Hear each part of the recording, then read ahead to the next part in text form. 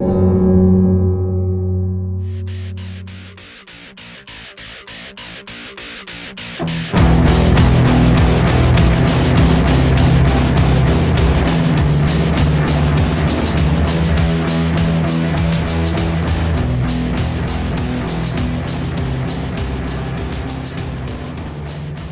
to Full Metal RPG. I'm Richie Buzzkill, and tonight I got an OG homie. I got Alan Bahr with me. What's up, Alan? What up? It is my pleasure to be back on Full Metal RPG, one of my favorite RPG podcasts to hop on. I don't pay him to say that. He pays me to say that. So, he is a patron, but that's not why he's on tonight. He is here to be Alan, and Alan is a mover and shaker, but also he's a gamer. What have you been up to lately? What have you been playing? So, a lot of my gaming is still online because I moved in the middle of the pandemic, so I haven't solidified a local group to play with fully. So we're playing some D&D 3.5 online. OGL. Yeah, right. We were just I had the itch for a throwback, I was like, yeah, God, it's been 20 years since 3.5. Nostalgia bug bit me, and I was like, let's do it. It was more like I keep lugging all these books around. I got to use them. Yeah. There's a couple things like that, but I don't know. The ruins of Greyhawk, the expedition to the ruins of Castle Greyhawk. Oh wow, yeah, nice. So how are you finding that, or is that a good? Oh, we're still in pre-game character building, so it's been a little rusty. So we're kind of getting up to speed. Are you guys going deep on the expansion books, or are you guys just? Yeah, so I kind of just dusted off all my old 3.x house rules, which were core +2. Yeah. So you can do anything in the core books +2 splat books, right? And so I was like, anything goes. If I don't own the book, you got to let me know so I can buy it. But right. I own them all. That was irrelevant. Well, I suspect those 3.5 books are going to have a resurgence in price here relatively soon, being at 20 years ago. And so nostalgia kicks in about 20 years after a thing. I started playing when I was about 10 to 12, and it's 20 years now. And in my 30s, it's time for that 25-year nostalgia bug to bite, right? That's right. Luckily, I didn't get rid of any of mine, and when they announced 4th edition, I bought a couple spare player handbooks, so I've been sitting pretty for a while. Yeah. So well, it was the same thing with 2nd edition West End Star Wars. As soon as I found a second handbook, I picked that up because that's my nostalgia play right there, because that was the first game I played. I love it. I'm a, for obvious reasons, a huge fan of the West End Games D6 stuff. So right. It's a simple D6 system with a lot of little moving parts versus a simple D6. Games to do Zorro, right? That's a license from West End Games to make the Zorro RPG on D6 stuff like that. Oh, right. Yeah, I have that over there that I need to crack open. So 3.5. We've been doing some. We did some Fate for a while. We were doing Tiansha, the Vigilance Press Wuxia setting. I was running that. We just wrapped a campaign of Miseries and Misfortunes, the 1600s French OSR-esque Burning Wheel game. Well, that's a whole lot of. I think I need a whole show to unpack how that works. Well, the game didn't go very far. Some of the players had a hard time getting into the mechanics, so we just kind of moved on. Yeah. And then, been doing some Age of Sigmar, which is a thing I love. Some other war games, which are things I love. So, the usual stuff I do, which is RPGs and war games. Well, right. And a buddy of mine who ran Curse of Strahd for me, hit me up on Facebook and was like, hey, do you want to play L5R? Oh, sure. And I was like, Yes, I want to play L5R. Well, good news, I want to run L5R, but before I'm going to run L5R, I have been demanded that we play Pathfinder 2nd Edition before that. I'm a big fan of Pathfinder 2e. I've made a character. I actually kind of thought it had some interesting bits and levers and knobs to turn for this kind of game. It wasn't as cumbersome as making a character for Pathfinder 1E. No, it's elegant. It's like they did a good job of retaining that Pathfinder customization feel. Well, they reduced complexity while increasing. They reduced complication while increasing complexity, which are two different things. Complication is burdensome and it weighs you down. Complexity is interesting and makes you make interesting choices. Right.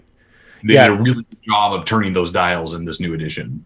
Yeah, it's like, instead of being like, well, and speaking of OGL, instead of being met by that OGL wall of skills that you have to like pick through and then all these feats and all that stuff, it's very much a pick your heritage, pick your class, and pick your background, and that pretty much tells you everything, and then those each give you selections to make in the normal skills and attributes. So I mean, Founded character design is really an interesting option. Like, I love it. Yeah, I'm playing a monk with a prisoner background whose tattoos are arcane prison tattoos. So sure. Why not? You know, we'll see how that goes. The first game's next week. So Dragon and L5R then with the magic tattoos. Is that your next stop? You're just gonna roll down the magic tattoos? I could just play the same character over again, except they're not prison tattoos. Yeah, I don't know what I'll play. I might fall back into my classic Crab Clan stance, but I'm a Crane guy through and through. So we that's why we have such good arguments, is because we're on opposite sides of that. I played the CCG for almost 18 years competitively, so big L5R nerd on my end here. So yeah. Well, I also played that back in the day, and Crab was my clan. So like, going back to Pathfinder 2e for a minute, because I've been singing the praises of Pathfinder 2e for a while now. I think it's getting passed over by a lot of people who should be paying attention to it. Mm-hmm. And one of my favorite things they've done is they've made actions a resource mechanic, but they made it really obvious on the surface. Like, the default for me is like, so if you compare how heal works in 5th edition to Pathfinder 2e, if I'm a cleric and I cast, Cure Light Wounds, right? Or now it's just heal in 5th edition, I think, right? Heal. And a level 1 spell heals 1d8. Level 2 spell 2d8, right? So you burn higher level spell slots. Well, what Pathfinder 2e does is they make it cost extra actions instead, right? So if I spend 1 action is 1d8, 2 actions is 2d8. 3 actions, right? And so it gets this really interesting choice of action economy, which to me is a lot more interesting in terms of like resource management, because those actions refresh every turn. If I make a bad choice, I'm only hampered for a turn because I get 3 more actions. I don't burn spell slots. I don't get a replace until I rest for a long rest, right? Like, they've created this really nice cycle of learning curve meets resource management game that isn't punishing when push comes to shove. Right. And I haven't experienced that yet, but that very much tracks with the kind of 3.5 OGL Pathfinder lineage. Is action economy was king, right? You had so many things you could do, but you had to make sure that you were optimizing those actions as you went. Exactly. And I think that's such smart design, and I'm been super impressed. I ran a campaign of it. I loved it. Well, and also it's slightly role playing, but we're gonna start playing a Necromunda campaign here in town with all the local G's, Brendan and Mike Marines and Adam and all those guys. I don't know what I'm doing up here in North Dakota. You moved exactly the wrong direction, dude. I hate to say it, but I like the snow, man. Sorry. Well, that's one thing that you would have to be at least. Well, you would never get as much snow as you get there, but like you would have to be a couple 3 hours north of here to get. I feel like you guys should just come up here for a long weekend at some point. Well, we might have to figure that out. People I got spare bedrooms. I'll put you all up. We'll just have like a gaming retreat. Okay. We have been like batting that idea around for a long time. I've always thought that was a great model just to go. Well, that's what I do for my Right. my friend Con, need another Nacon, and I just think that more people just need to like go to a place and just like let's hang out for a weekend and play games. And that to me sounds like the most perfect thing. It's the best vacation. Well, let me know. Maybe I'll come down. I got family down there. I got a reason. All right, okay. We'll talk about that. So we're talking crowdfunding today, right? Like that's the overarching theme. That's right. That money. Gotta get that money. I had to bring up, I have a bunch of friends who've done Kickstarters, but I don't think more so than you, Alan. So I figured it'd be good to get 25 that Gallant has run, and I've consulted on at least 15 more. Right. So over 40 that I have been involved in some capacity. Right, but the world of Kickstarter and the world of crowdfunding is just in a churn right now. And so that's why I think this is a timely show here. So yeah, and it'll be immediately not timely in 2 months probably. So, folks, consider your current situation, I guess. Right. Well, I mean, always you got to do all your research before you do a thing or before you back a thing. So like this is good for both people that are creators and people that are backers as to what is good and what we know right now. This is right now. So, super brief recap of Kickstarter and my history with Kickstarter. I ran my first Kickstarter in 2016. I was first involved in a Kickstarter in a significant capacity in 2015, I think. I might be off by a year on those dates, but roughly that. And by 2019, Gallant Night Games had ran about 18 to 19 Kickstarters, maybe a little more, maybe a little less, depending. They all blur together after a while. So, and I had been involved in several more, including picking up Kickstarters that have been dropped or failed or whatever, right, for various reasons. So, I've also ran, consulted as a project manager on Kickstarters. I've contributed as a creative to Kickstarters and had my name on them as a marketing ploy, all that stuff. So, been around the block with the Kickstarters. I have consulted on Indiegogos. I have consulted on GoFundMes. I have consulted on itch fundings, and I have also ran my own crowdfundings through our Gallant Night Games web store. So, been around the block with the crowdfunding scene in a lot of ways, and have some experience there. But it's kind of bonkers, man. So when I started, Kickstarters were, 2016 was still sort of, I'm not going to call it the cutting edge, but like I backed my first Kickstarter in 2012. And it was Deadlands Noir from Pinnacle. Yeah. Right. So I backed that and I ran my first Kickstarter I was involved in the Kickstarter in 2015. So 3 years from backing to doing one in some capacity. And I ran my first Kickstarter as Gallant in 2016 with Tiny Frontiers. So like start to finish, it only took 3 to 4 years for me to end up in that ecosystem. Right. From a backer to, and I backed over 600 Kickstarters at this point. Well, you're the only person that I know of that has backed more than I have at this point. I've never run one. It's been a couple close calls that we'll say a lot of those are probably $1 to help because like as a creator, when people follow me, they see what I back. Right. And yes. So I will back a friend's Kickstarter for $1. So, an email gets pushed out or whatever. Right. So like, I'm not going to say I bought all of those in at like full price, but most of them I probably did because I usually at least buy the core thing on the Kickstarter if I back it. Right. If I care enough to make sure I backed it, I care enough to buy the thing. Yeah, and I always thought that was a really interesting feature that they kind of buried the following other creators, because like I was like seeing those. I didn't get the emails, but I was always looking at my activity on who was backing what, because you could kind of tell like what this is going to be this kind of game or that kind of game by who is backing what. Right. Either they reached out or they were just watching that kind of game. Mm-hmm.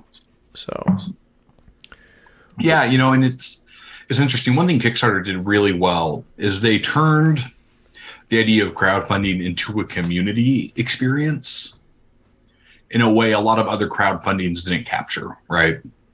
Like Indiegogo, who I think up to this point you can say is probably the second biggest kid on the block until, GameFound has now kind of erupted in terms of tabletop for space. tabletop, right? But Indiegogo is still like the second one. But yeah, they've never been as successful at communalizing the community experience of Kickstarter. They've never been able to turn on that community drive that Kickstarter has, right? And I think a lot of that has to do with how Kickstarter structured themselves, with the following and the emails and the things like Zine Quest and the initiatives.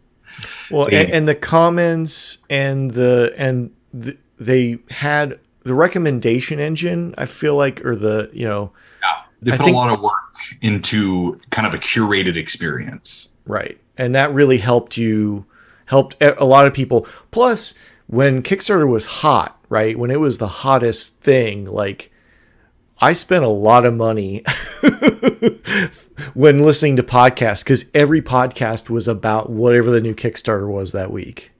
Right. Even if they weren't, and it sort of died off a bit because it became a little too much, right? It just became kind of come front and back. But yeah, those were heady days back there, 2016, 2017.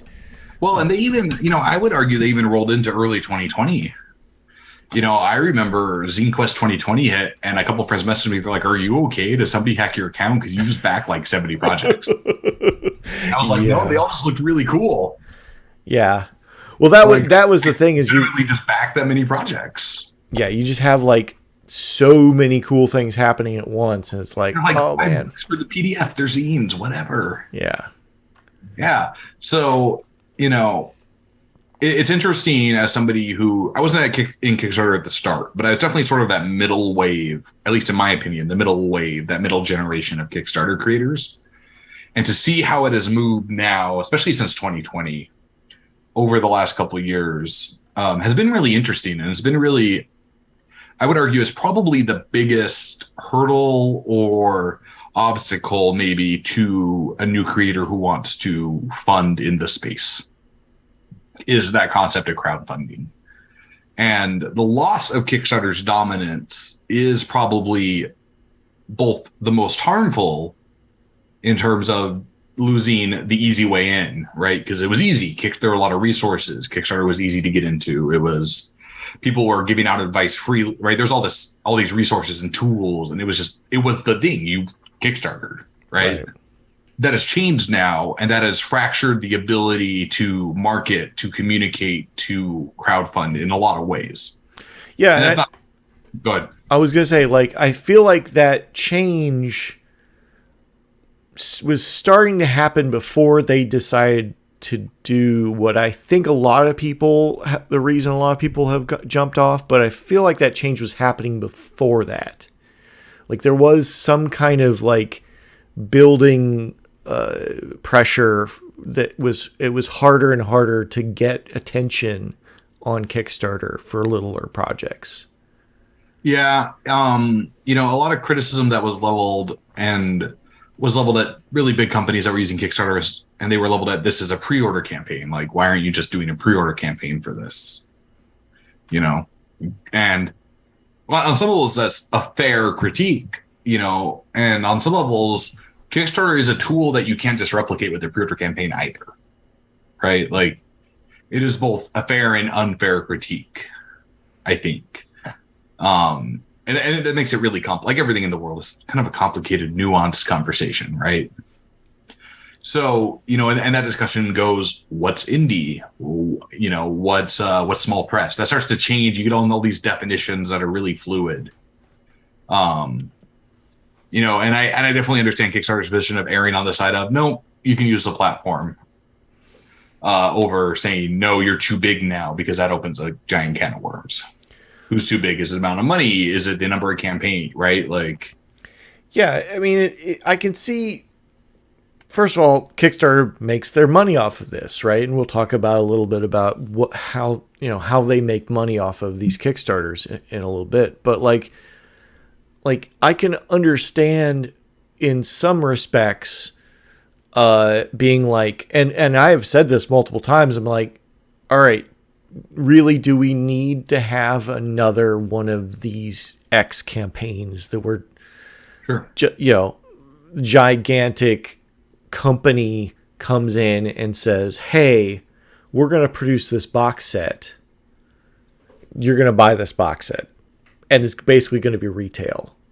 Because that was one of the big driving factors back in the day was, I mean, pre the shipping and the printing wall that has recently happened, was you got the product for a fairly significant discount over if you ever saw it in retail, right? But as time went on, it got more and more expensive because of many reasons that, shipping and and that's it. And that if you ever saw it in retail question is interesting because both a lot of small companies and a lot of well-known companies, they just skip retail now as Kickstarter and then on their website, and that's it. Right. Yeah. Or it's Kickstarter only ever or whatever. Right. They skip that retail step. Kickstarter has allowed for a really significant direct to consumer experience that was much harder to achieve prior to Kickstarter because you had to build a mailing list. You had to train customers to go to your web store. You had to do all these steps to be successful there. And Kickstarter sort of short-circuited or shortcut that. And I think you hit the nail on the head. Right, is retail has sort of been the third leg of this tripod, and Kickstarter kicked that tripod out and said, yeah, you can get by with two legs. And then all of a sudden you're like, oh, wait, maybe the two-leg thing isn't going to work. Right. It's not as stable without that third leg as a tripod is. Because, I mean, I've talked to many store owners just like, and they're just like, kind of, some of them are on board with just getting the retail level, and some of them are just like lamenting the fact that they can't really get the cool shit because they can't afford to like let that money sit around and maybe get the product. Well, totally get that. Yeah, and that's fair. And that's the thing, every time I go into a store as a publisher, I ask the store owner, I'm like, look, I love local stores. I spend a lot of time at local stores, hours a week. I want to help you. I want you to be successful.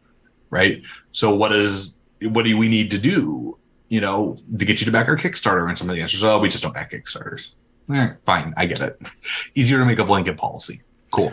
Right. Or we don't want to tie up this amount of money, okay, man, but it's $25 because it's a paperback RPG. Like I'm not tying up $1,000 for the latest, miniature war game extravaganza. Right. But if you become the store that's doing that, I mean, like I know that I randomly check how much money, and I shouldn't do this, how much money is just floating in Kickstarters right now. And it's regularly around $1,000 just sitting in space. And some of that stuff I'll see and some of it I won't.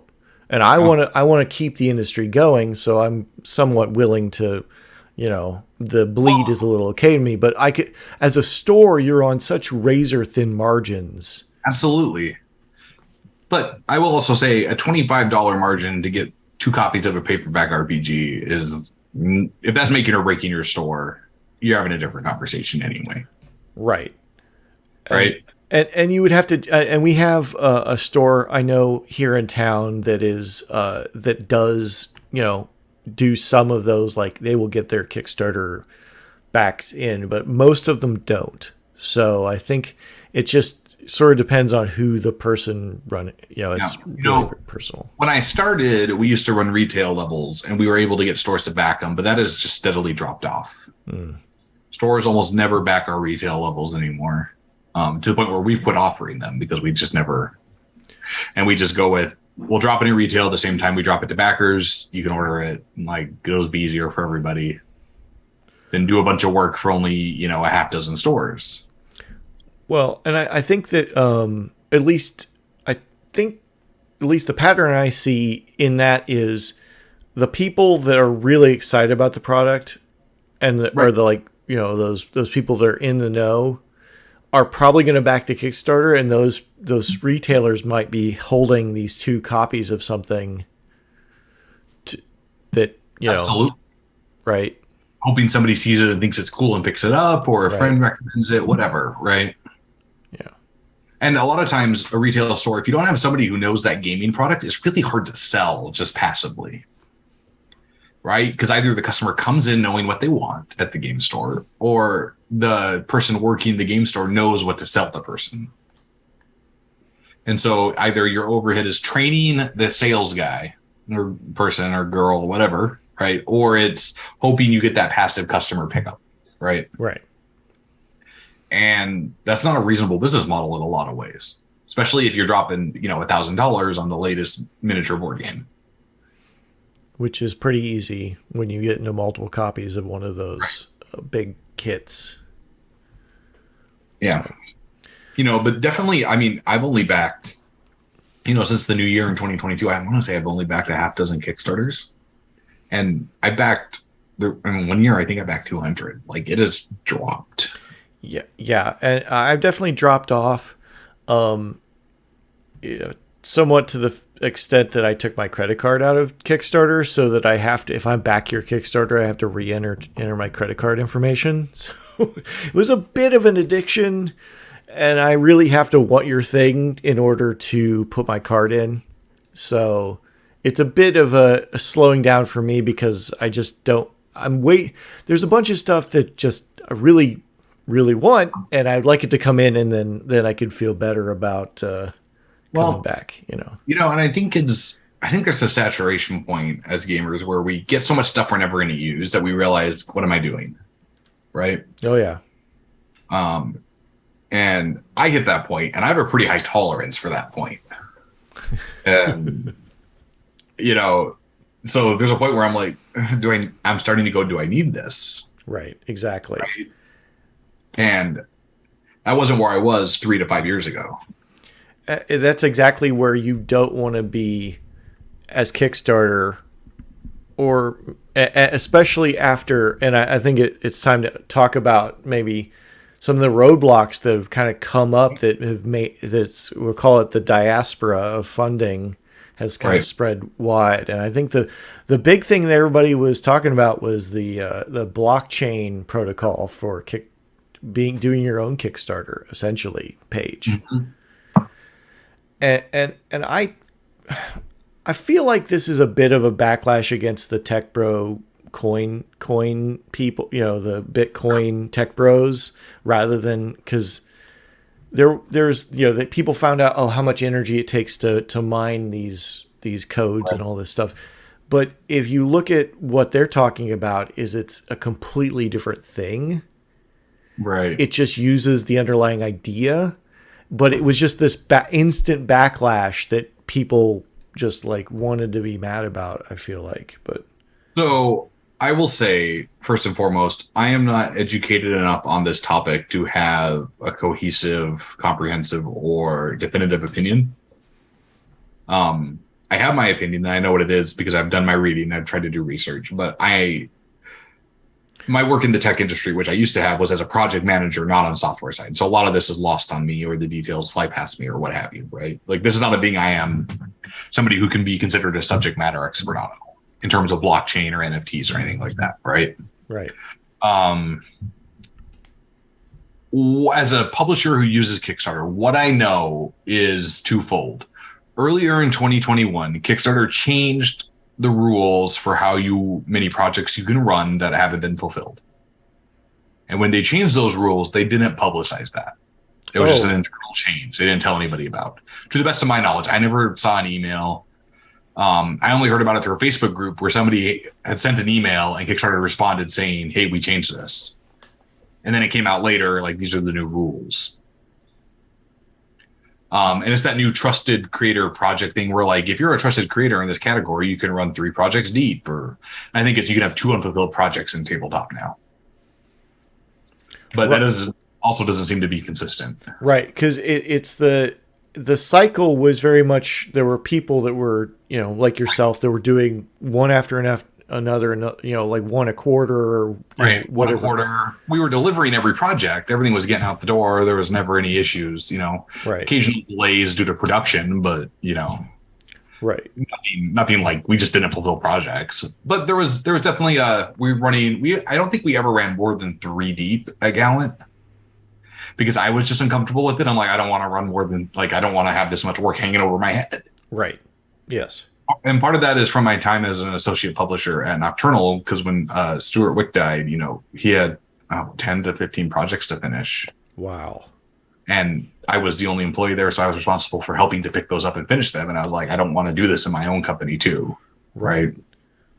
And so we never ran more than 2 or 3 deep, maybe 4, but it was never, generally speaking, I could count on one hand what we had outstanding. And usually it was like, it's at the printer or it's PDFs out to backers. Right. But it was I believe that cooled the creator community initially, right? Because there were people that were depending upon their living and doing these multiple projects over and over, throughout the year to make their living. And, like I've said, this is just my experience. And some of this, like, I heard that secondhand. I only know what somebody posted in a creative group I was a part of saying Kickstarter told me this all of a sudden when they declined my project. And then a little bit later, Kickstarter published their trusted creator rules. And I was like, well, that matches what the person said. So my assumption is they changed them internally. It wasn't communicated at the moment. Or if it was, it was changed on their website, but not publicly communicated, whatever. Right. Right. And that gave a bit of a, once that came out that it was true that, but the trust had sort of started to slip at that point. Right. And then you all of a sudden had this change that a lot of people were very uncomfortable with in terms of blockchain. And so it was just this escalating series of issues with Kickstarter where creators felt ignored. For example, we got invited to join Drip, which was Kickstarter's equivalent to Patreon. Mm-hmm. And the week we got invited into the beta, I spent a couple hours setting up the page. We were getting all ready, and then they canceled Drip the next week. Literally within like 7 days. And I was like, oh, okay. Thanks, guys. Yeah, I remember that. Right. Man, it just, and I was like, okay, that's cool. Thanks. Yeah, so we launched a Patreon, right? Right. But, so there is definitely sort of this, especially as a small publisher, the only employees at Gallant are myself and my wife, who are the owners, right? Everybody else we work with is a freelancer who depends on us to, make sure we give them steady, consistent work. My entire sole income is derived from Gallant. When somebody I work with on a significant basis and that accounts for 50% to 30 to 50% of my annual income starts changing policies or processes without talking to me, that's a big red flag. Yeah. Just in terms of stability, like, okay, I need to not be putting this many eggs in that basket. Right. Right. And so you had the 2021 combo punch of rules are changing. We're not being communicated with. There was a lot of weird sort of turnover with Kickstarter and issues, and a lack of clarity. And then you had this blockchain thing, and then you had the early 2022 Zine Quest. Like, are they running it? Are they not? Nobody knows. And then they're like, oh, we're pushing it to the same week as Gen Con. Well, cool. You told us in February when it normally runs, not helpful, right? Or January, right?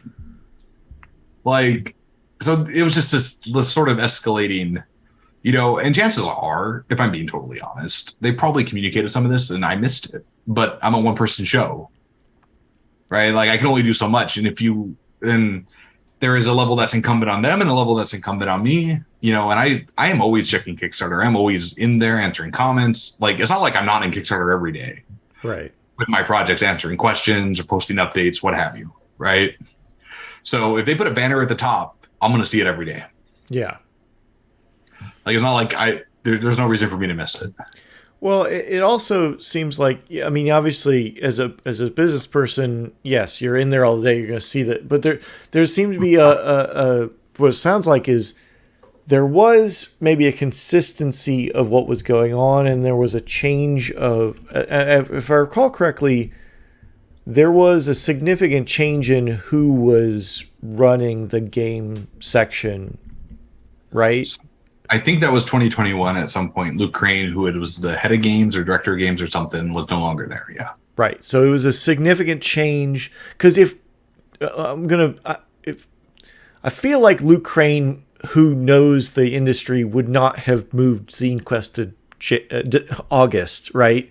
So somebody doesn't necessarily understand the world of tabletop, maybe running it, so it sort of like became incongruous to what you had before. Now Luke Crane has his issues, and I'm not going to go into that right now, but that's just kind of what happened, and so that became the search. It's crowdfunding too, the search for a new platform, right? Yeah, when the NFT thing and sorry, not NFT, I apologize. Let me be clear. The blockchain Web 3.0 stuff hit. I heard as a publisher from a lot of customers and consumers who are like, we're not going to do this anymore, right? We're not going to be on Kickstarter. I had creatives who were telling me we don't want you to run Kickstarters if we work with you, and honestly, my response is always the same. Like, well, I got to make a living, and if I got to do it on Kickstarter, I'm going to do it on Kickstarter. Right. I'll be vocal about my concerns. I'll try to fix it as much as I can, but I'm not going to starve either, right? Because this is already a pretty low margin industry, right? Now, I'm lucky and been fortunate that Gallant is in a place where we haven't had to go back to Kickstarter since, I think we ran our last one in like October or November last year, right? So we haven't been on Kickstarter in 6 to 7 months. And I've been lucky with that. And that's been great. But that won't always be the case because we are a small business. And I will, at some point, I've always been really clear with people, like, we might take a break. We might try to find other solutions, but there's a chance we'll have to come back to Kickstarter one day. Yeah, and I think that's fair. I think that's fair. But, we heard from so many people who were like, I'll never back a Kickstarter, blah, blah, blah. And they were everybody was always super respectful about addressing their concerns. And so, as a publisher, you have to weigh that. Do I listen? How much of this is, if I hear from 10 people, are they 10% of my customer base? Are they 50%? Are they 1%? Right? Like, that's sort of the question as a publisher who makes a living you're trying to weigh, especially as a small press. I don't have Wizards of the Coast marketing mojo behind me to let me go, these 10 guys are, they're 0.1% of my audience, whatever, right? Or these 10 guys are 10 out of 20 of my audience. Like, I got 50% right here saying, don't do this thing. I should listen to that, right? And that made it really hard. And I think a lot of small business people and small publishers really, maybe from a moral or ethical point, they felt their path was clear. But from a survival and fiscal point, those two things don't always align, right? And that made it really hard for a lot of people.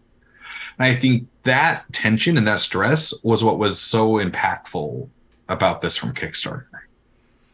Because even if you know what you want to do, hearing from customers, I'm not going to support you because I have a moral or ethical issue with this, which is their right to express, and they should, and I personally always love hearing from my customers because I want to do my best to support them. This is like a really hard topic to talk about because I feel like I have to hedge all my bases here. Oh, you're doing a great job of hedging the role-playing game. Right? But like, customers should express that, and they should feel entitled and empowered to, and I think that's good. But they should also understand creatives have to make a choice sometimes, especially creatives who are small publishers or presses, about survival, right? And a decision you make for what you feel is a moral and ethical reason might not align with somebody's decision to be fiscal or, financially sound tomorrow, right? And that's really hard. And that's a lot of stress, especially if you're a one-person business. Yes. So that's the thing I want a lot of people to realize. Like, I'm okay because my wife has a full-time job outside of me doing Gallant. Like, if Gallant struggles for a month or two because we don't use Kickstarter, I'll survive. I'll be able to eat. I'll be able to, pay the bills. Nobody's going to go homeless over this, right? Is it tight? Yes. Is it uncomfortable? Yes. Is there a lot of anxiety and tension about it? Absolutely. But I'm not in the position of a lot of people who that was 100% their only source of income.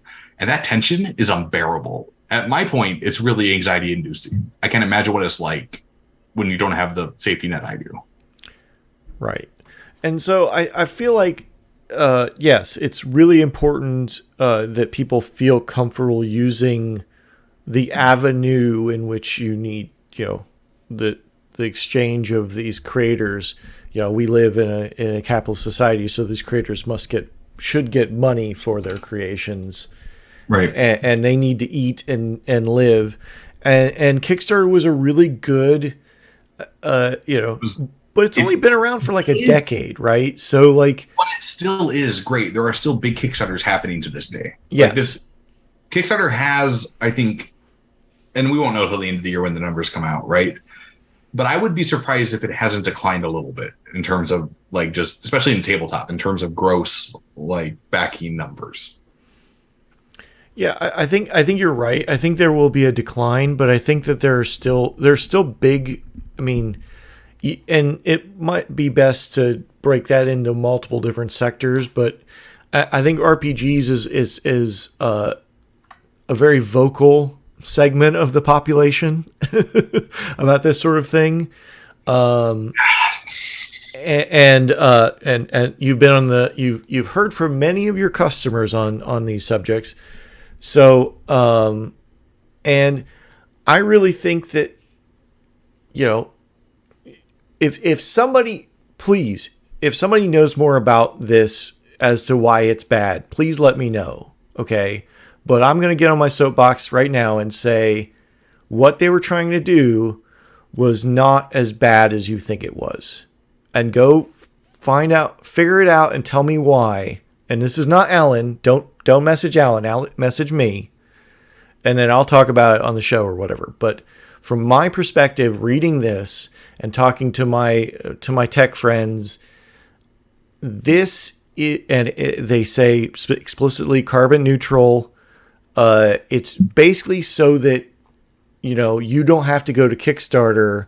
They're just doing the back end. Now, are they still getting money for doing way less work? Yes. That kind of the goal of everyone? Yes. Is it not something you want from a large company? No, you don't want that from a large company. But from what I could tell, it was just like trying to turn it into Kickstarter, using their back end to power someone else's site, and using a ledger system which is what the blockchain is called. So the transactions could be tracked and public. And to me, that doesn't sound like a terrible thing, but as far as I can tell, but that's why. But the reaction to like I said earlier, the blockchain and the Bitcoin and the tech bros is pretty strong in certain quarters. And I understand that, because tech bros are really annoying. Let me just say that. But in this case, I think they were just trying to release a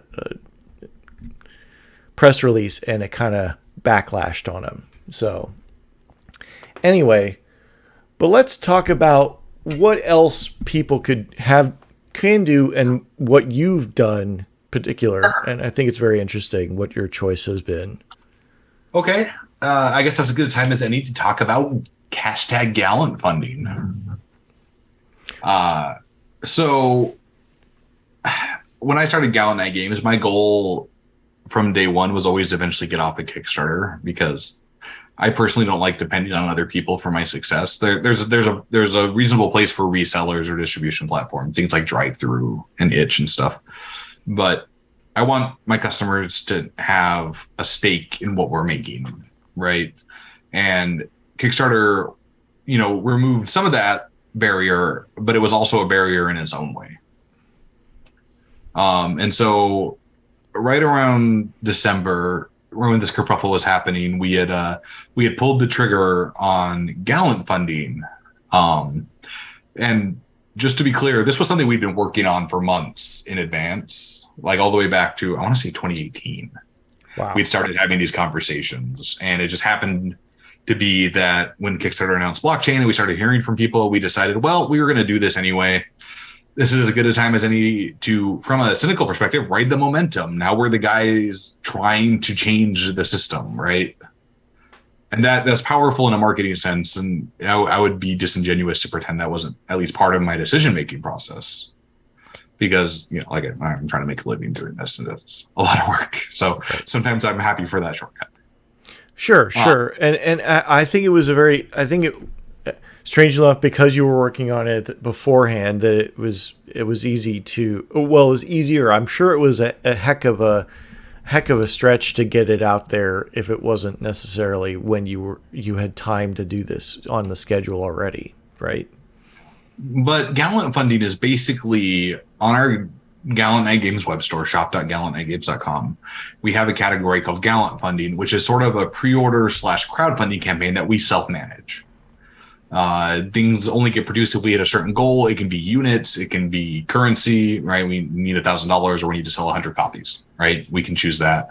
We can be flexible. We can add our own stretch goals. They've added a lot of flexibility to the team in order to make those decisions and change on the fly. Because Kickstarter, once you launch a campaign, that's it. Your goal can't change. You can't change your pledge levels. You can add new ones. You can remove old ones and lock them down so nobody new can back them, but you can't actually just change something somebody is backed, right? And being able to do Gallant Funding meant if we find a printer who can do it cheaper, we can lower our funding goal. Or if we find a way to print based on copies rather than currency, we can change our goal. Or if we need to shorten the date because we're good, we can do that.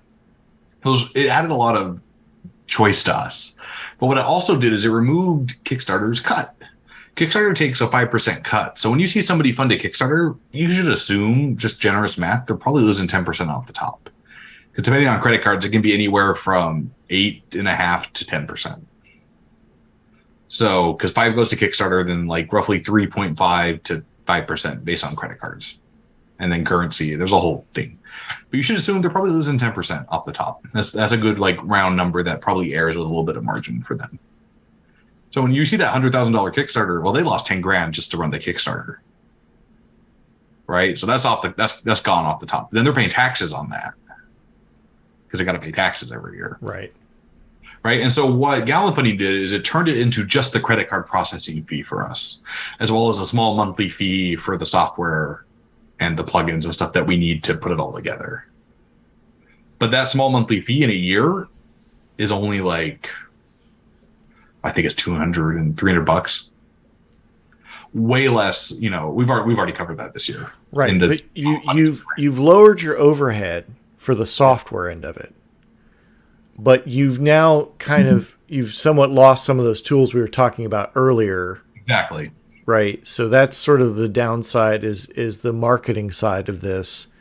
Now you're already really well set up to market to your audience yourself, but also kind of the little wider audience that have heard of your company and your system. Yeah, we had a mailing list, we have a Patreon, we have a strong drive-through following, so we were able to turn around and I won't pretend they've been as good as some of our Kickstarters have been, but they have been successful enough that we're not hurting over it.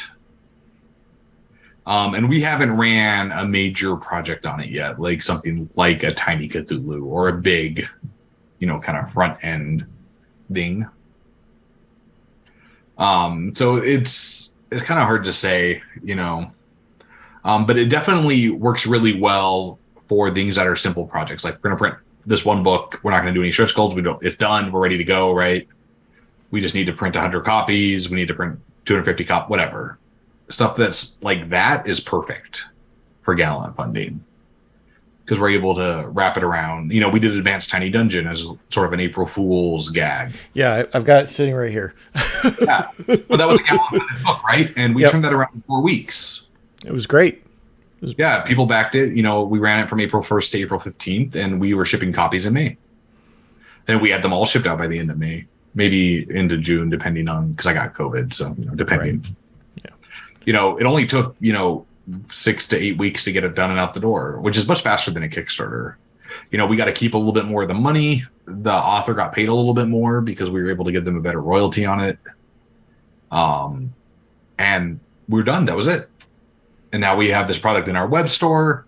Now we have this product on drive-through, and we skipped a lot of the rigmarole that came with a Kickstarter. because one of the drawbacks with Kickstarter sort of was we'd run a campaign and then 6 months to a year later you'd see it, right? Right. So you have this downward trend of the buzz around the game.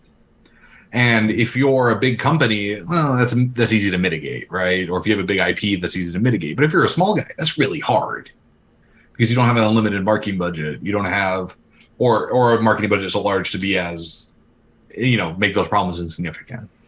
Well, right. Plus, as somebody that backs a lot of Kickstarters, the sooner I get the product after the end of the crowdfunding or whatever, the more likely I'm going to be like, oh shit, this is here. I've been seeing updates for 2.5 to 3 years on this thing. I'm kind of done with this already. Exactly. And that's fantastic. And that made it really sort of a slam dunk for us. So I've been really happy with Gallant funding. I feel like it's been pretty successful. We're still working out some of the kinks. I mean, we've only ran 3 campaigns on it, basically one every 2 months.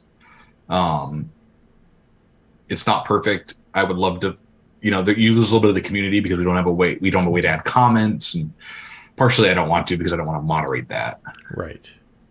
But there's a lot going on there, and so we're constantly working on improving it. On this last one, we added a way to do POD codes for international backers because one of the hurdles was we ship from the US.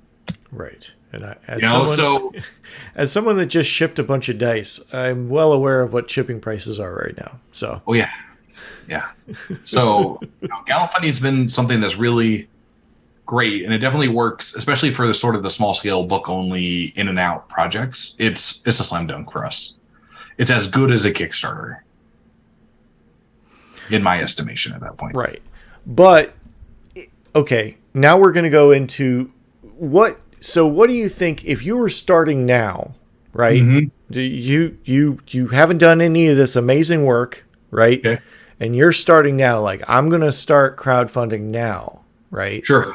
Do you do kind of any of these other alternatives, or do you still go back to Kickstarter?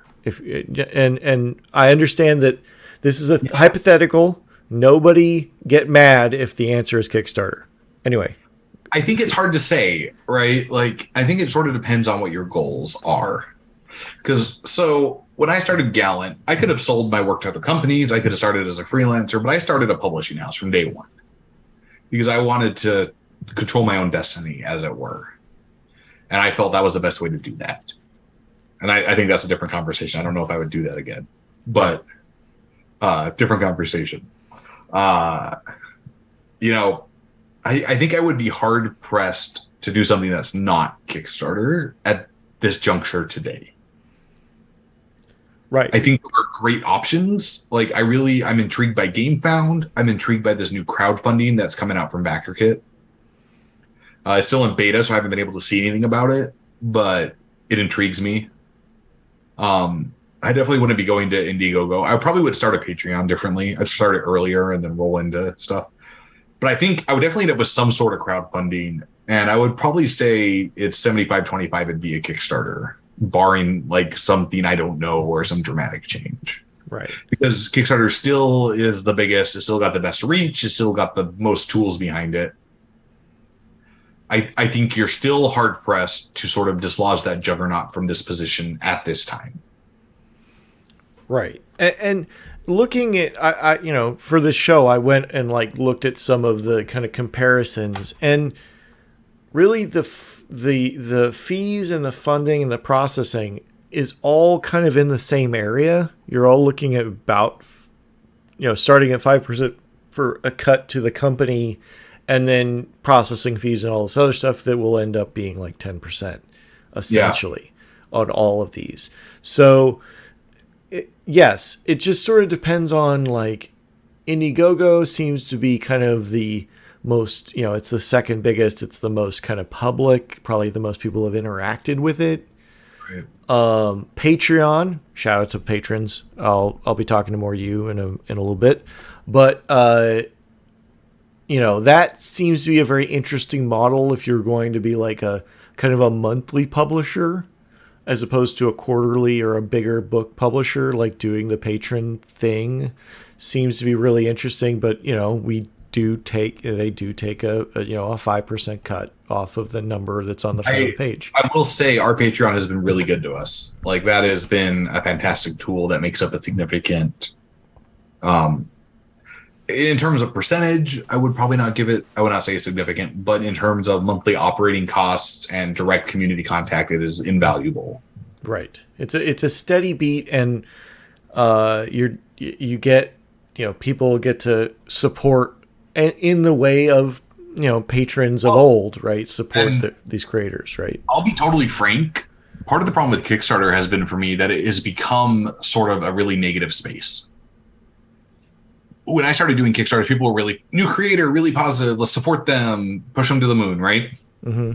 Now it's become, people don't comment. They're not excited. They're just, where's my stuff? Right? And Patreon is still, because you have to choose who you follow on Patreon, and you're giving them your support. That community is really positive, and it creates a really welcoming, still critical, still essential, but really welcoming space for a creative to kind of house themselves. And I think that is a support network you can't put money on. So shout out to the GKG Patreons. Oh, check out our GKG Patreon at patreon.com/GalenGames. and so, and then GameFound is kind of like the tabletop gaming only, right? I don't think they do video games. I haven't seen video games on there, but no, they're just board games and RPGs mostly. So, and I think I've done a couple of those, but it never really sticks. It's just like I fan of somebody, and that's where they're doing it, right? I'm sure there's a community there, and maybe I'm missing something, but I've worked with them a few times. So one of the things with Kickstarter a lot of people don't realize is when you use a fulfillment tool like BackerKit or something, that costs more money. Right. And it's usually structured based on how much your campaign made or how many backers you have. Right. And it can get pricey, anywhere from 2 to 5% more of what your campaign made. So now you're looking at 12 to 15% gone, right? I'm always interested as to why Kickstarter never did a backer back end. The last year they've made some significant improvements to their back end in that regard. I think they're trying to move that way. Because it was just to collect an address and then, okay, you can ship from this address, but it was never enough because you couldn't do add-ons after the fact or anything else. They've been working to improve that. You can do add-ons now. The way the shipping and the survey stuff has been kind of revamped. It's a lot better. But this is part of the problem with Kickstarter. Creators felt like Kickstarter wasn't listening when they were saying, we need X to do Y. Kickstarter was saying, well, here's Z. They're like, okay, but I don't care about that, right? Like, I want add-ons. I want stretch goldings. I want all these things. And they were rolling out other stuff at the time. Or not rolling anything out for what would feel like a year sometimes. So, yeah, I mean, and I feel like that's what's led to where we're at. And, I think we've kind of covered the pros and cons, but I think the real pro of going to some of these other sites, other than if you're a company that's large, that has been working on it or was thinking about doing it, where you're large enough to roll your own, is these named sites that are outside, like Kickstarter or Indiegogo.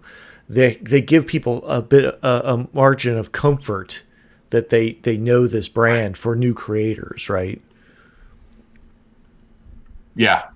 And it's complicated, right? Because you're always trying to balance, especially as a small company, you're trying to balance this accessibility versus, I don't know, professionalism, right? Right. And Kickstarter both hampered and aided in that. And with a lot of these small businesses, we're making these mistakes in public when we make a mistake, right? And Kickstarter had the benefit of being a known quantity. It was harder to make a mistake because their ecosystem was well locked down. The UI was good, whatever. So when you move to these new platforms, you have this hurdle there of making mistakes in public again, right? And that's scary and that's hard. And I think as companies look at, I know we've looked at GameFound. We haven't pulled the trigger on a GameFound yet, but I will one day, I'm sure, just to try it because I want to know, right? If we ever get a chance to do the crowdfunding from Backend, I'm sure I'll do a project there one day. Right. Right. I always wanted to do one on Game on Tabletop. That never happened. It just never worked out. But, there's this fear, which I think is justified, of making mistakes in public because you worry it's going to cost you money, you worry it's going to cost you backers. There's a lot of anxiety, and I'm sure there are creatives who don't have this, but from my perspective, this is what I have, right? I have this anxiety about publicly making this mistake and having to fix it publicly. And I've done that enough that I don't want to do it anymore. Right. And I know a lot of people that run their smaller Kickstarters that have made mistakes of some variety or shape or form where a lot of them just walk away, and that's really just makes me sad because I know some of these people and I'm like, oh man, like I was really looking forward to your thing. Like, and now because you've gone so long that and talking about a negative environment, like it's literally, you go into some of these Kickstarters, the comments are all about like, well, I've talked to this attorney general and this attorney general and all these other, because they're not doing updates or there's just no way that they're ever going to be able to fulfill at this point or whatever. And sometimes, that's a hard one, right? Because like at a certain point, I'm like, dude, it's a $25 pledge. Right. Or, I had a guy once who was giving me a lot of grief on a Kickstarter to the point where I asked Kickstarter to remove him, even though he got his reward. Because I was like, look, he's got his reward. He had a $10 PDF reward. He's just being a jerk now. Yeah. He is just being a fuckwad for the sake of being a fuckwad. Right. Like, boot him. Right? He has no reason to be posting these things. And that's really hard as a creative. I mean, that's really hard, especially if you're not a company who has a crowdfunding manager to run interference or a customer support person where you're doing all that yourself, which a lot of people are. It takes a mental and emotional toll. Right. And I feel, I definitely understand, like, it's some of these patch projects are very projects of passion, right? And not necessarily like they're going to be making a lot of money, even if they, their original projections were true, right? Where, as time goes on, prices go up and it's harder and harder to fulfill. And, but there are also these like, when you back something at like a max level, right? Or, a very high level where you've got hundreds of dollars in this thing. Right. And then you never hear from these people again. Absolutely. And that's unacceptable. Right. I'm not defending creators who do that. Right. There is a point where you have a stake and there is a point where it's better to just let it go. And each person has a different balance there. And I'm not here to pass judgment on that. But, my thing is always remember there's another person on the end of the line. These things aren't happening in a vacuum. And you want to be the person who sends that message that pushes them into a bad position or what have you, Right. And that's kind of like I feel like we should have all learned this lesson from Facebook and many other social media platforms where they're text only. Like, text is not a great communicator of emotion or feeling or, voice is better, right? Video is better than that, right? Being able to see someone's face. If every time you were on the internet and you were trying to type a bad thing about someone and you were looking at their face and looking at the reaction, I feel like there would be some portion, not everybody, because they're freaking people that would just do it anyways, right? But like these are people behind these things, right? And these are other passionate fans of the subject that decided to do these things, and they ended up screwing up or something screwed up and they can't do the thing, and they're probably sadder than you are that you didn't get your thing. Yeah. Right. And like, and this is a balancing act, right? There are projects where creators need to do better, and I'm not trying to absolve them or say they don't, right? And there are projects where maybe you just need to give the creator a break so they can get it together and they'll finish it, right? Like, it's a two-way road. And everybody, I think the problem is there's no consistent two-way road. Everybody's different depending on what that looks like, right? And so one of the perks of Gallant funding is we post our updates in a blog post and then in our Discord. And we send out emails, right? So if people want to respond, they can talk in the Discord, they can respond to the emails, but we don't have to deal with moderating comments. And that has made it a lot, easier for us in a lot of ways because it's removed sort of that community overhead. While still allowing us to maintain the community vibe that we want. Right. And it's really hard to figure out. And I don't think any one way works for every company. There's not a one-size-fits-all solution here. But, I don't know. Crowdfunding is complicated. The world is complicated. Everything's complicated. Yes. I am not an expert. If you disagree with me, I'm sorry. I don't have a Twitter anymore, so you can't at me about it, though. Wow, okay, that's another discussion we need to have. Anyway, but not online. Not my problem now. Right, I know. I got you. Shout out to 10 Men Prime for asking about Backer Kit. And yes, we would like to talk about Backer Kit, but it's invite only at this point. Yeah. And for some reason, if you're in Backer Kit and you haven't sent Alan an invite yet, I mean, he's used your stuff. He's paid you money. Like, send him an invite just so he can look at. Maybe he'll abandon his own thing to come for you. Like, come on, Backer Kit. Anyways. But yeah, no, it's a complicated. This is a complicated discussion, and there's not a perfect answer. And people listening, I'm sorry if you disagree with me. I truly am. And if you want to discuss this, hop into the Discord. In the Fullmetalrpg Discord, I'll totally chat about it because I am open to always learning and trying to do better. I've done this a lot. I think I have a pretty good grasp of what I'm talking about, but I also will always acknowledge that there are things I can learn and be better at. I will also acknowledge that what worked for me will not work for everybody else because I'm not you, right? So creators do better. Backers, support creators. Be vocal. If a creator does what you like, let them know. Praise them in the comments on Kickstarter, cheer them on, back their thing on their web store if they don't go to Kickstarter. One of the hardest things as a creator is you feel like you anytime you switch, you lose 10 to 20% or more of your following when you move a platform. And 10 to 20% is low. You're going to lose a lot more than that. And if you love what somebody's doing, just give them money. Like, even if you have a copy of the game, and you can afford to buy a second copy to give to a friend for a present, do that, right? Buy a table copy. That stuff is what keeps the lights on. Like, I am always checking every month on our revenue to make sure I can pay myself. Like, it is the first thing I do every morning when I wake up. And it's probably not healthy, but the first thing I do every morning when I wake up is I check the revenue projections for the month to date to make sure I'm like, okay, I can pay the bills, I can pay myself. Cool. And now I can put some money into paying for the next project, or I can give this creator a bonus, or I can, commission some bonus work to help somebody out who needs it and is having a hard time, whatever, right? That stuff goes a long way. I don't think you all realize, and maybe you do, but I cannot express how much kind words and support both vocal, but fiscal as well, matter to a creator.